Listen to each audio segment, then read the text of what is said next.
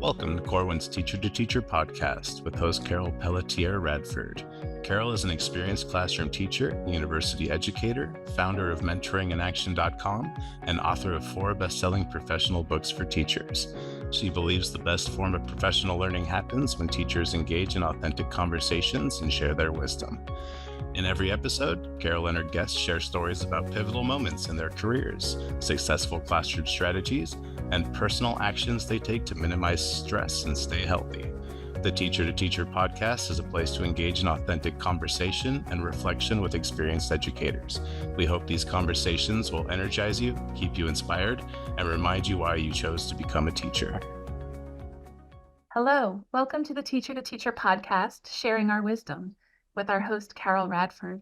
I am Tori Bachman, a Corwin editor and co-producer of this podcast, which we've created for teachers at all levels who are searching for practical wisdom they can use in their classrooms.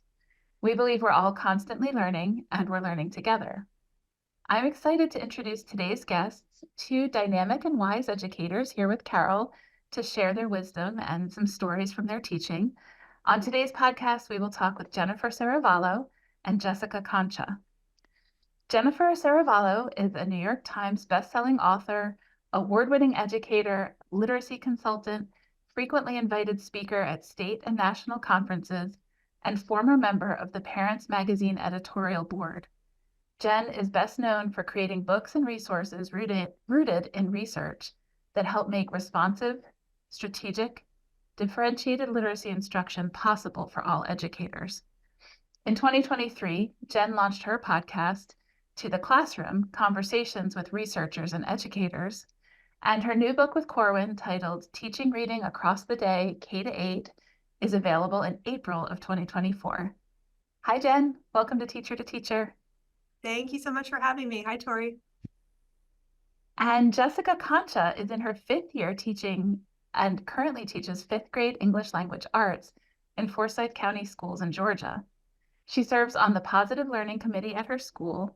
Jessica has a passion for helping her students become better readers and writers, and she loves to collaborate with other teachers to promote deeper student thinking. Jessica is also one of the educators who's featured in Carol's recent book titled When I Started Teaching, I Wish I Had Known, Weekly Wisdom for Beginning Teachers. Hi, Jessica. Hi, thanks for having me. Thanks for being here. We're so happy to have both of you today. We've been really looking forward to this conversation, and we appreciate the time that you're taking to talk with us and to share some wisdom with educators out in the world. So I will now turn this over to Carol. Thanks, Tori.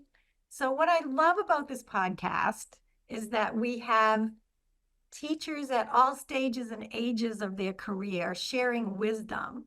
And sometimes we think wisdom has to come after you've taught for 40 years. And that certainly is the case. And I call those legacy teachers. And I admire and acknowledge and honor all the teachers who have really committed to a career in education. But what I really love and enjoy is having Jessica here, who's a 5th year teacher, and having her share her wisdom as a beginner.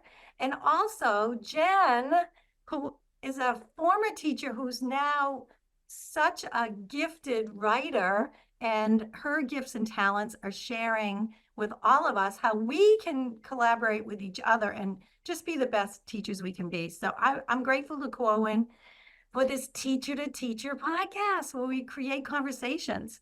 So I want to just dive in and have each of you introduce yourself by telling me what you're doing right now, and maybe share, did you always want to be a teacher, or what's the hidden story? Jessica, I'm going to start with you, our beginning teacher. Yeah, thanks for having me. I was really excited when I found out I had this opportunity. Being so early on in my career, I'm excited to hopefully share some encouragement with new teachers.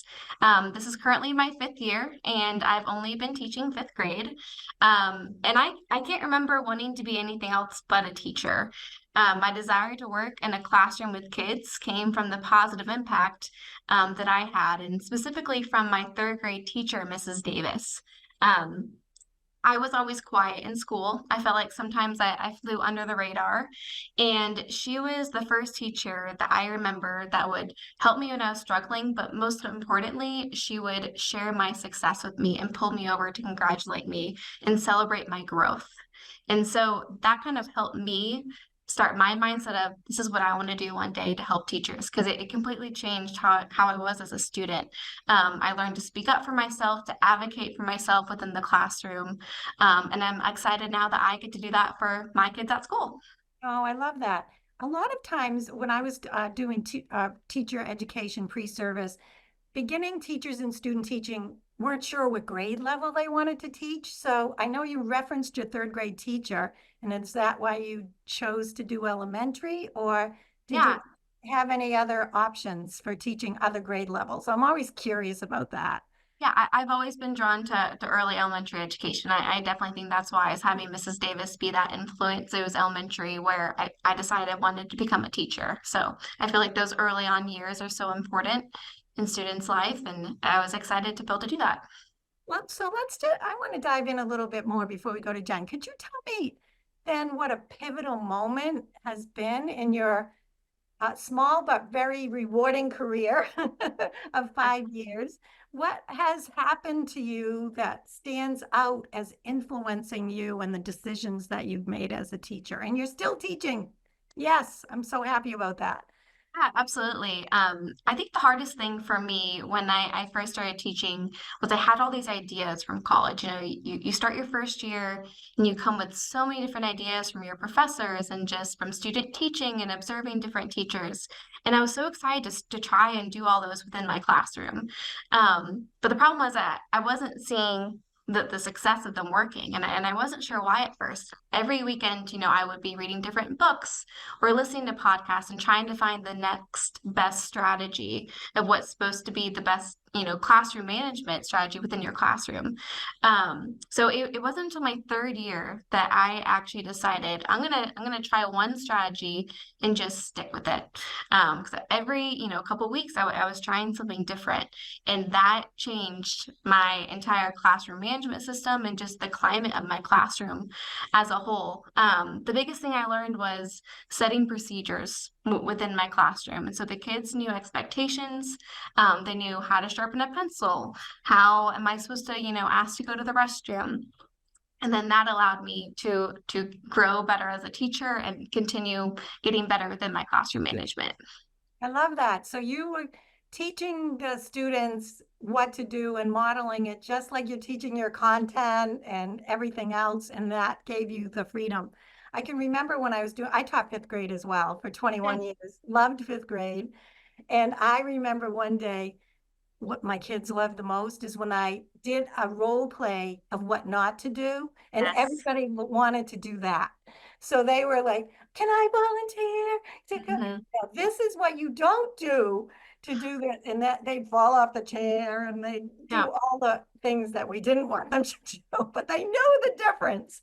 So I love thanks that. for reminding me about that. And the beginning teacher listeners or any teacher that's having issues, I think routines and rituals really do make that difference to managing to kind of minimize the misbehavior issues that come from distractions. So yes. And I also learned this is not a beginning of the school year thing. I mean, every single week we go over reminders of the expectation. Yeah. And I think it's just constantly having that part of your classroom conversation and to remind them. Whereas I thought my first year that I taught it to them once, you know, within that first week or two of school, and that they should have it, but they need repetition over and over. Thank you for saying that. It's all about the repetition and the reminders, and that's all part of it. So that's a lot of wisdom. Don't you wish you had it in your first year? So yes, absolutely. We'll talk more about that. So all the listeners can absorb that information. Jen, what are you doing now? I know you're a published author of many books. And did you always want to be a teacher? And a little background on your teaching. I did always want to be a teacher. The kind of teacher I wanted to be kind of changed. I remember when I was really little, I wanted to be a preschool teacher. That was like when I was in kindergarten. I decided I wanted to be a preschool teacher, maybe because they were younger than I was. I remember like drawing out what my preschool classroom would look like. I was making like classroom maps at age 6. And then later I fell in love with theater in high school, and I thought I wanted to be a theater teacher. Oh. And then I got to college. I was like, no, not theater. And so I found my way into elementary education. And I had I really was like an elementary school teacher who loved all the subjects. I loved teaching science. I loved teaching math. I loved teaching history. I loved teaching ELA. All my books really now are more focused on reading and writing, but I love all the subjects, and I just love the ages. And you taught in New York City. You taught in New York City for how many years, or how many? Yeah, for many years after college. Yeah. Oh, I love that. So what pivotal moment?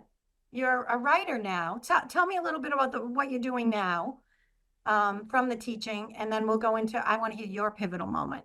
Well, I never thought I was going to be a writer. That never, in all my drawing of classroom maps when I was younger, I never thought I was going to write a book one day. And in fact, even if you asked me in college, I would have said, I have a hard enough time getting out a 15-page paper. I can't imagine writing a book. So I have a lot of pivotal moments and a lot of people I'm grateful to for my career. But I think one thing that comes to mind was early on in my career, I had a classmate from college. Her name's Stephanie Lucas. She's a principal now in another school in New York City.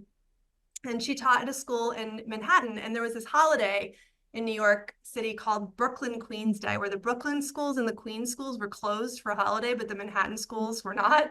So I went and I visited her one day at her Manhattan school and immediately saw what a giant difference the school community was. At my school in Brooklyn, the doors were always closed. The teachers didn't collaborate. There were no coaches, no outside consultants. But what was so different about this other school was the professional learning community.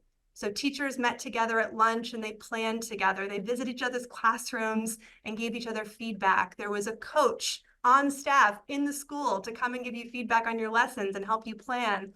And there were outside consultants from Teachers College that came and supported us. And it was just such a difference. And I made the decision to go and teach at this other school. And I'm so, so glad I did, because I think it just opened my eyes to what a difference that amount of support is, especially for a new teacher. But I think it's true for any stage in your career. You can always get better. And one of the things that's so amazing about teaching is we have these opportunities to be creative, to outgrow our best thinking, to stay up to date with the most current research. And that just takes an ongoing curiosity and I think collaboration with colleagues. So this second school had that, and I got to experience that. And I think that is what eventually led me to wanting to support teachers in the classroom. So that is what I do now. You asked me, Carol, what I do now. Yes. I support teachers in the classroom, either through coaching directly, through speaking at workshops and events like that. And I also lead a team of consultants. And so I visit them in schools and I support them in their planning. So I really do a lot of work around professional learning, and then also through my books, of course, as another way to reach teachers. I'm always inspired by these stories of pivotal moments, because when we go back and reflect and then talk about them, articulate it out loud, it shows a clear path to how you changed your vision, your expertise, the way you taught. So Jessica, what do you think about her story about changing schools? Not that I like to change schools. No, but how she made that decision, how Jen made that decision. Did anything resonate with you? Yeah, I always reflect on the fact that I'm just so fortunate at the school that I started out at. We have people in place at our school where we do have coaches, and we have the things that Jen was sharing. And I don't think I realized that that's not at every school. And so that's just, I think, really encouraging for the new teachers to know that if you are at a school where, something doesn't seem right or you're not super happy, that there are other places. And you can always grow and learn from others. And I think that's huge that Jen was able to share that. I know you mentioned you were on a committee in your second year, a positive learning committee, or what? At the very beginning of your career, what was that like for you to be? I was really, that. Yeah, I was really excited where we help support the staff, where we help, involve different things within their classrooms that could help their kids. While maybe it's helping them do a classroom morning meeting. What does that look like? And just establishing those routines to help teachers. And it was fun to be able to collaborate with other teachers. We have one teacher from each grade level on this committee, where we get together about once a month to review different things that we could share out with the other staff. So what I think is really important, and Jen, you can chime in, is that we bring beginning teachers in early, that in the second year, it's okay. We don't have to wait until teachers have taught for 10, 20, 30 years to be part of these committees. And I know beginning teachers have a lot on their plate, but I don't know. What do you think about that idea, Jen? Oh, I couldn't agree more. I was going to tell you earlier that I think it's so wise for you to be inviting people newer to the profession on this podcast, because I remember in those early days how exponential my learning was. Like you have no choice but to rapidly outgrow your best thinking every single day. And I think when that new learning is just so top of mind, teachers at every stage of their career have so much to share, and should be participants in professional learning in all ways, leading it, participating in it. And I think, like I said before, having those experiences and getting an opportunity to be creative and be collaborative, I think helps keep people in the profession. So yeah, more of that. Absolutely. And I think retention it's a big issue right now. We all know, and it's not a simple solution, because as you shared, schools have their own cultures, and then teachers have their own learning processes. Like Jessica was sharing, like it took her 3 years to kind of figure out, it wasn't like she was making any mistake, but to make a decision about, I just need to teach this. Now, maybe somebody told you, Jessica, but it didn't sink in the same way until you experienced in practice. So what I like about these conversations is this wisdom is coming from practice. However, having said that, research does have its place. And I know, Jen, you highlight all your books and your writing as research and practice. I'd like you to just say a little bit about that, because a lot of teachers that I work with are just like, oh, I don't really want to hear about the research. Just give me the practical strategies. I just want to do it. And you have made a real effort to integrate the research and practice. And I don't know, tell me a little bit about that. I think it's really important to honor the kinds of things that we know from research work. It can save us time. If we have a meta-analysis that has looked at a number of different studies and see what rises to the top as a practice that really seems to make an impact on kids, rather than, trying a bunch of things, we could try that first. It could save time, help us cut to the chase, help us make the biggest impact on kids. At the same time, I think we need to be realistic that sometimes the researchers that are conducting these studies are not actually conducting them in classrooms. Yes. And often they don't have the experience that Jessica or I have in being with kids every day, day in, day out. It's even rare sometimes to find a researcher that's in classrooms at all, let alone spending every day, day in, day out, year over year. So I think we really need to be honoring the experience and wisdom from teachers alongside the kinds of things that we've learned from research. And like you said, one of the things that I try to do is to be very informed about that research. I've got, 600 studies in my last book, 300 in this new book that's coming out with Corwin. I mean, I read a lot of research, but I also have one foot in the classroom, and I can read the research and think, how could this look in the classroom? Or which of this is actually helpful for a teacher that has a million things? Like you said, Jessica, you can find a million different ways that you could go about this, right? But what's the thing that feels the most doable, the most realistic, the most practical? And that's what I try to share with the teachers that I work with. So the research, but you also have the practical classroom. Yeah, yes. This is so inspiring, and to hear you honor the busyness of teachers, because we can't just keep piling it on anymore. It's too much. So to have someone like you that we trust, and that you read the research and synthesize it for us so that you are pulling out the strategies. But like, as Jessica said, there's so many, she had to find the one that fits for her as well. And yes, the protocol of teaching the kids how to do it or not do it is part of a procedure, but that's also based in research as well. So the teaching of the strategies. I'd like to actually, Jen, let's go into this, say the title of this new book. Give me a little, what would I expect to see when I open this book? I know it's not quite out yet. And how would it help me? So it's called Teaching Reading Across the Day, and there's a few themes and threads throughout the book that I could highlight. So one is that I think we all need to be reading teachers, and that means math teachers, science teachers, social studies teachers, of course, ELA teachers. We need to think about how do we help develop proficient readers and what can that look like in our specific disciplines. So there's lots of videos of me teaching in science classrooms and history classrooms and ELA classrooms, literature, informational text, expository text, and what does reading look like in those different areas, in those different domains. Another thread throughout the book is the importance of predictable structures. So like I already said, I like to keep things as streamlined. I don't want to say simple, but doable, manageable. Okay. And so I have these 9 different teaching structures that you can use in any discipline.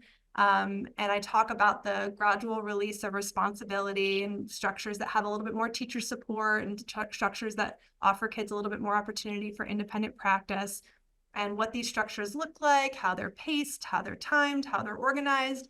And it's really kind of like a drag and drop your content into this planning template. And you get to see it in small group and whole class on videos at different grade levels. And it kind of works universally no matter what. So the idea there is we don't need a million ways a lesson can go. And in fact, it's better if they don't go a million different ways, because kids come to expect what their job is, what the teacher's job is, what's expected of them. Like you were saying, right, Jessica, like the routines and the repetition of the structure frees up kids' cognitive energy to be able to focus on the content and what you're teaching.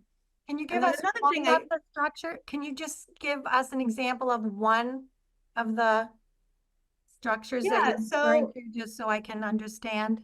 Yeah, so there's a range, everything from I talk about what makes a good phonics lesson and how a good phonics lesson goes to how to do a really tight, explicit read aloud lesson so that kids leave with concrete strategies as well as knowledge and vocabulary.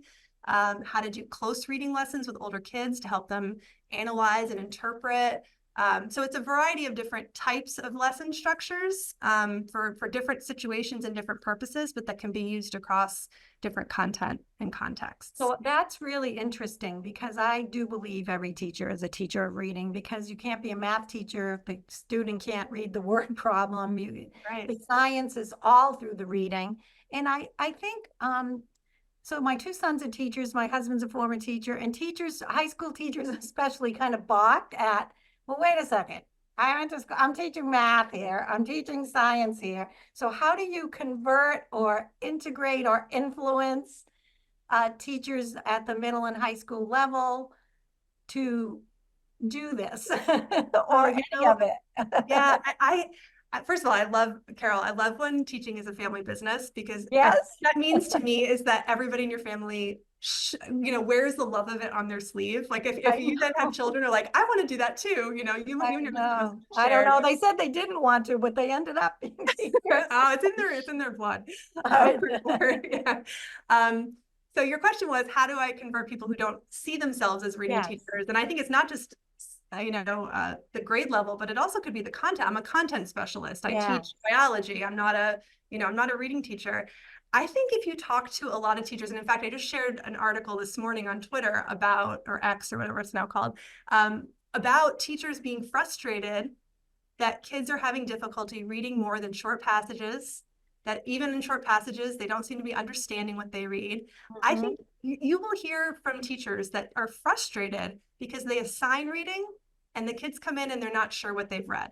Now that to me, it doesn't mean that to me means that kids just need instruction. They need you to teach them how to read it, not just assign it. Just like Jessica, you had to teach kids how to follow these classroom routines for your management. They just need the how-to, right? So throughout the book and a lot of my work, I talk about the importance of strategies, of just breaking things down explicitly and clearly for kids. Exactly how do I annotate Exactly how do I read a complex text? Exactly how do I integrate the text features with the main text on the page? What do I do when I come to unfamiliar vocabulary words? How do I learn what they mean? And how do I understand the importance? How do I figure out the structure of this text? And then how to write a good summary based on that. So I think we all need to be thinking about being reading teachers. And I think the selling point for everybody is your kids are going to learn more. They're going to get more They're going to learn more content. They're going to love the content even more because they're going to be able to learn more when they have the skills. Makes sense. Common sense. Oh, I'm inspired. I think this is a book, because you're a teacher, it's the what's missing that's been missing. So all of your other books have kind of built up to this moment in this time that we're in for education. Jessica, what do you think about this book? I know you've used some of Jen's other books, but I'm really excited. I'm excited to get my hands onto it. I love that it sounds like it's great for different levels where different students are. I have a student, who just moved from Turkey, and he's in my room, and I am doing phonics lessons with him, and then I have other students who are constantly needing that extra growth. So I love that it sounds like that no matter what level your students are on, you can pull from this book and, do different small groups with it or whole groups. So I'm really excited to read it one day and get my hands on. We'll get you a copy. We'll get you a copy. Great. So here we have Jen, who's a prolific writer and experienced, and Jessica, you have published your first story that was submitted to the book when I started teaching. I wish I had known, and I'm thrilled to have beginning teachers contribute. Can you just share a snapshot of the story that you submitted that was selected? The title is called Make Student Confidence Your Goal. So I would love to. Wisdom.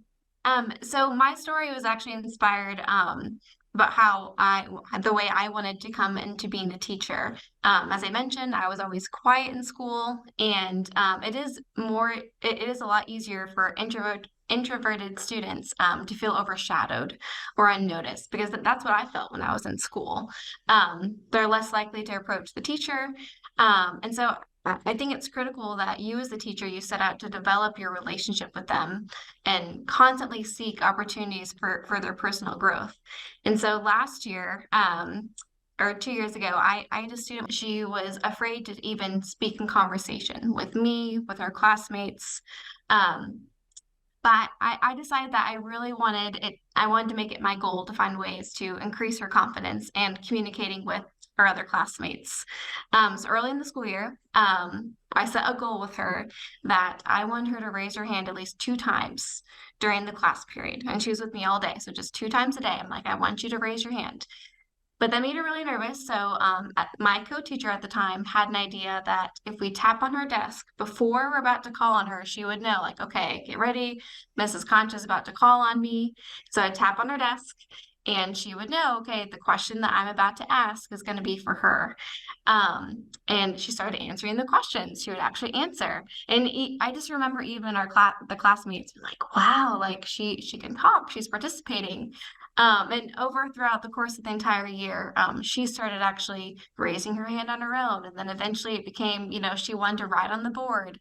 And so it was just incredible to watch how much she grew from that first day at open house when I met her, when she wouldn't even look at me, much less say anything, to at the end of the school year, where she was volunteering all the time, wanting to come up to the board, discussing with our classmates. And it was just great to see her confidence grow so much. Well, you created a beautiful relationship with her, and she trusted you. So, Jen, any feedback on that story that relates to you, or something that stood out to you? I think it's what's striking to me is how you honored her as an individual, and you thought about what it is that she needs, and you made her feel safe, like you said, Carol, and gave her an opportunity to work with you on a specific goal.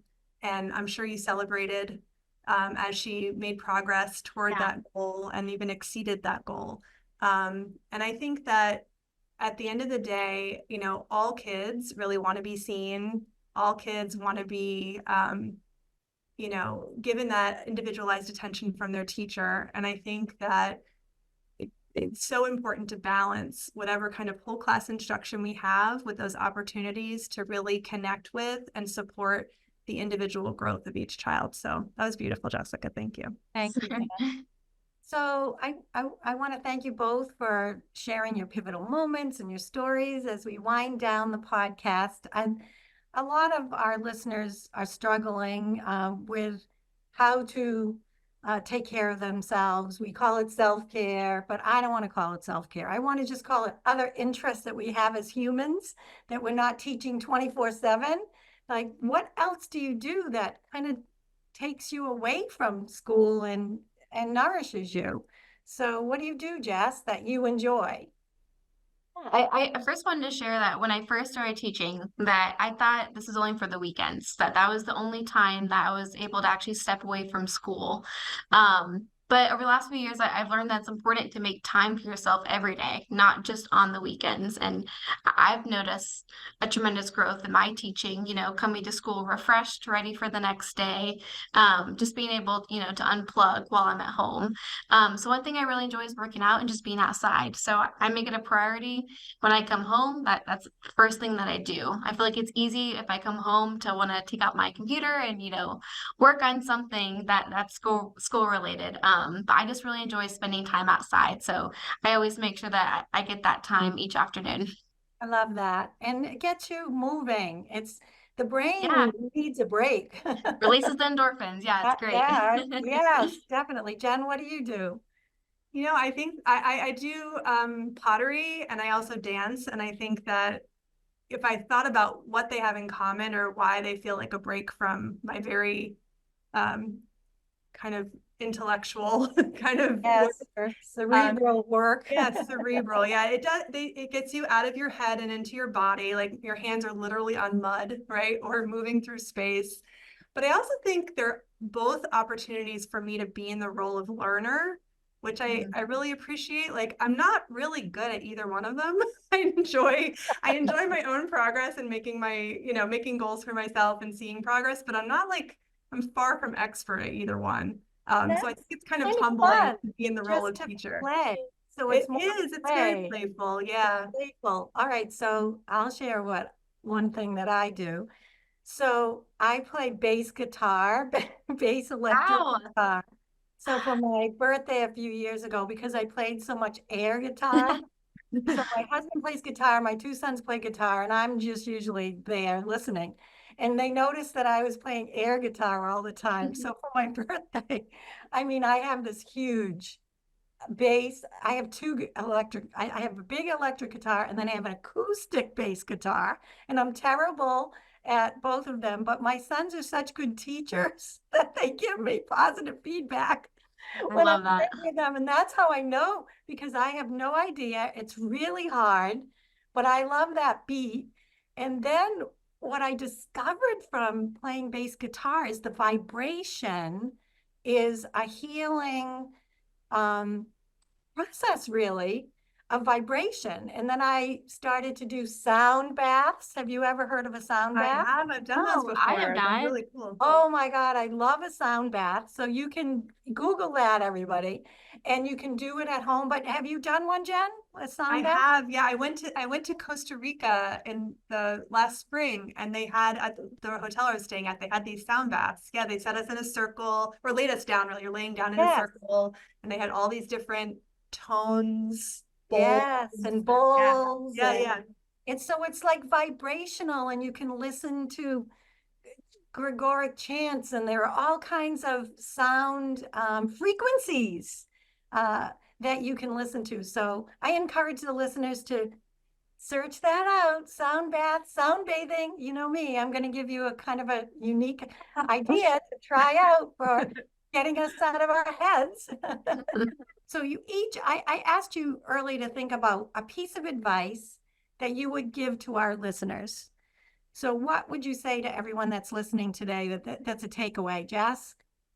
I would say taking the time to develop close relationships with your students, whether that's in the morning time when they're coming into school, playing a game with them. My kids love what we do a thing called soft start mornings, where they play games, no schoolwork involved, or inviting them to eat lunch with you. Just doing those things to kind of give them insight onto who you are as a person and outside of the classroom. And it's just amazing the conversations that develop over that course of time. I love that. And Jen, what's your advice for our listeners? I'll build off of Jessica's, which is to try to connect with adults in the same way and develop relationships with adults. And so I'm thinking from the perspective of a classroom teacher, that would mean other adults in your school and try to find ways to connect and collaborate. There's so much collective wisdom within the building, and taking time to have those conversations.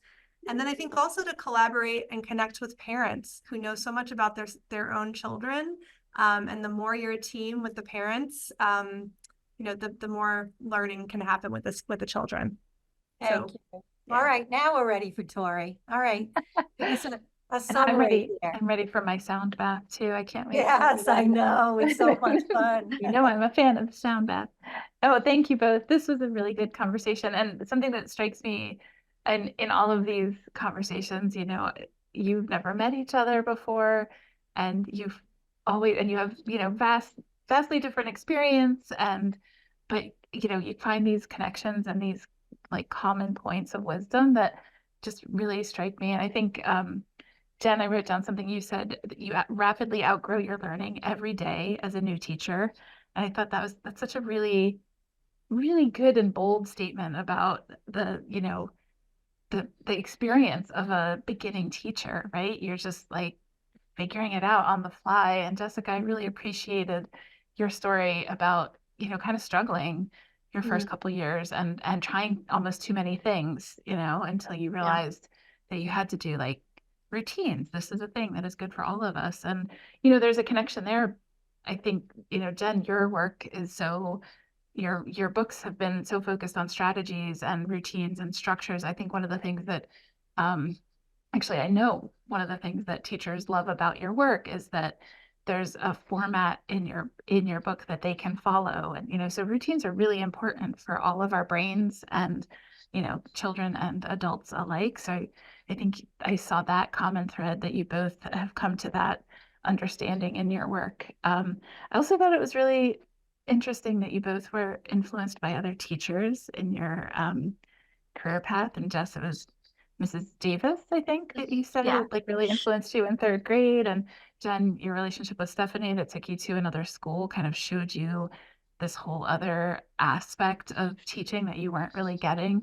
The relationships with other teachers and the professional learning is just so important. And I'm so glad that came through in this conversation today too, because, there are a lot of teachers out there who don't get that support in their schools. So to know that it exists either in a book or in, a colleague or a podcast or a online course, professional learning is really important for teachers at all levels of all stages of their career. So thanks for bringing that to the fore as well. Thanks, Tori. And thank you to all our listeners. I'm going to leave you with a quote from R. Buckminster Fuller. So the science teachers in the group may know him as Bucky Fuller. And he created the geodesic dome. And there is a geodesic dome in my town, Falmouth on Cape Cod, that he was part of building. And he wrote this fabulous article called Leadership by Design. So any leaders in the audience, I encourage you to look that up, by Bucky Fuller. And on his gravestone, he had carved, "Call me Trim Tab." And I encourage you all to look that up and see what a trim tab is. And I encourage you all to be trim tabs as you move forward in helping your students and other teachers in the schools. So thank you all for listening to Teacher to Teacher. Until we meet again, bye for now.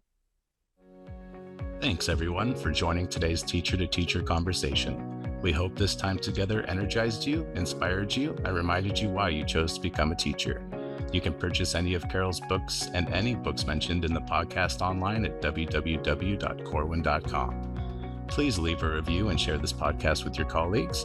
Thank you for listening to the Corwin Teacher to Teacher podcast, a place to share teacher wisdom and engage in authentic conversations with experienced educators. Come explore Corwin's free New Teacher Toolkit and resources. We've curated these resources based on extensive research from teachers, coaches, and principals alike. Whether you are brand new or a veteran teacher, find ready-to-go teaching tools at corwin.com today.